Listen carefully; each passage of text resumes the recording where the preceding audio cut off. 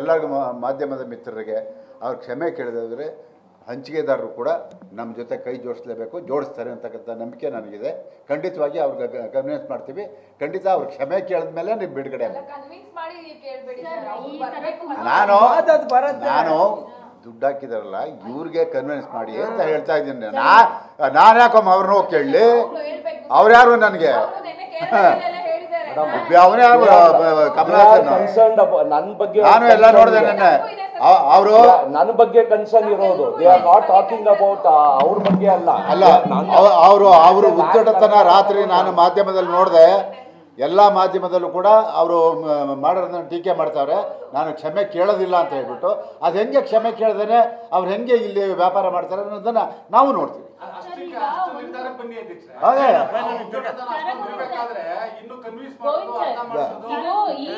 ನಂದಲ್ಲ, ನಾನು ಕನ್ವಿನ್ಸ್ ಮಾಡಲ್ಲ. ಇವರು ದುಡ್ಡು ಹಾಕಿರೋರು. ನಾನು ಯಾಕೆ ಅವ್ರ ಹತ್ರ ಕನ್ವಿನ್ಸ್ ಮಾಡಕ್ ಹೋಗ್ಲಿ? ಅಲ್ಲಲ್ಲ, ಇದು ಪಾಠ, ಇದು ಲೆಸನ್ ಅವ್ರಿಗೆ. ಮುಂದಿನ ದಿನಗಳಲ್ಲಿ ಯಾರೇ ವ್ಯಕ್ತಿ ಮಾತಾಡುವಾಗ ಒಂದು ರಾಜ್ಯದ ಬಗ್ಗೆ ಪಕ್ಕದ ರಾಜ್ಯದ ಬಗ್ಗೆ ಮಾತಾಡುವಾಗ ಭಾಳ ಕೇರ್ಫುಲ್ ಆಗಿ ನೋಡ್ಕೊಂಡು ಮಾತಾಡಬೇಕಾಗಿದ್ದು ಅವ್ರ ಜವಾಬ್ದಾರಿ. ಇವತ್ತು ಅಲ್ಲೂ ಕೂಡ ಕಮಲ್ ಹಾಸನ್ ಇದ್ದಾರೆ. ಕಾವೇರಿ ವಿಚಾರದಲ್ಲಿ ಬಂದಾಗ ತಮಿಳ್ನಾಡು ಪರವಾಗಿ ನಿಂತ್ಕೊಂಡು ಹೋರಾಟ ಮಾಡ್ತಾರೆ. ಅದು ಅವ್ರ ಡ್ಯೂಟಿ, ಅಲ್ಲಿದ್ದಾರೆ. ನಾವು ಅದನ್ನು ವಿರೋಧ ಮಾಡ್ತಾ ಇಲ್ಲ. ಆದರೆ ಮಾತುಗಳಿದೆ ಅಲ್ಲ, ಆ ಮಾತುಗಳನ್ನು ನಾವು ಖಂಡಿಸ್ತೀವಿ. ಆದರೆ ಒಂದು ಅದು ಯಾವುದೇ ಕಾರಣದಲ್ಲೂ ಈಗ ನಮಗೆ ಒಂದಂತೂ ಏನು, ಈ ನಾಡಿನ ಹಿರಿಯ ಎಲ್ಲ ಸಾಹಿತಿಗಳು ಕೂಡ ಅದನ್ನು ಖಂಡಿಸಿದ್ದಾರೆ. ಅದಾದ ಮೇಲೆ ನಮ್ಮಲ್ಲಿ ನಮ್ಗಿನ್ನೇನು ಉಳಿದಿದೆ? ನಾವು ಅವ್ರ ಜೊತೆ ಇರಲೇಬೇಕು. ಅದನ್ನು ಮಾಡೇ ಮಾಡ್ತೀವಿ. ಖಂಡಿತವಾಗಿ ನಮ್ಮ ಭಾಷೆಗೆ ಅವಮಾನ ಆಗೋದನ್ನು ನಾವಿರೋವಾಗಲೇ ಅದನ್ನು ಸಹಿಸ್ಕೊಳ್ಳೋದು ಸಾಧ್ಯ ಇಲ್ಲ, ಸಹಿಸ್ಕೊಳ್ಳೋದು ಇಲ್ಲ.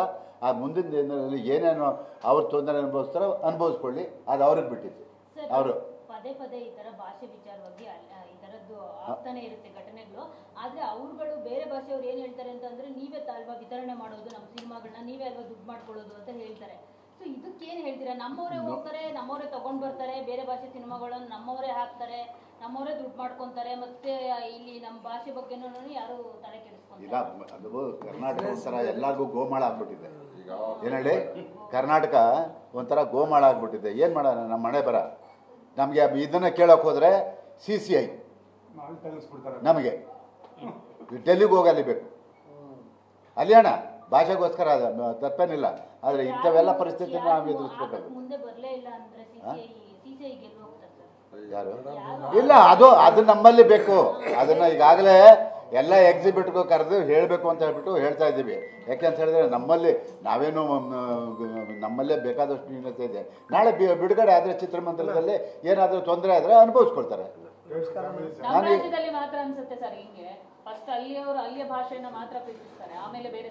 ಅದು ನೀವು ಅವತ್ತಿಂದ ನೋಡ್ಕೊಂಡು ಬಂದಿದ್ದೀವಿ. 40 ವರ್ಷದ ಹೋರಾಟದಲ್ಲಿ ಇವೆಲ್ಲ ನೋಡ್ಕೊಂಡು ಬಂದಿದ್ದೀವಿ.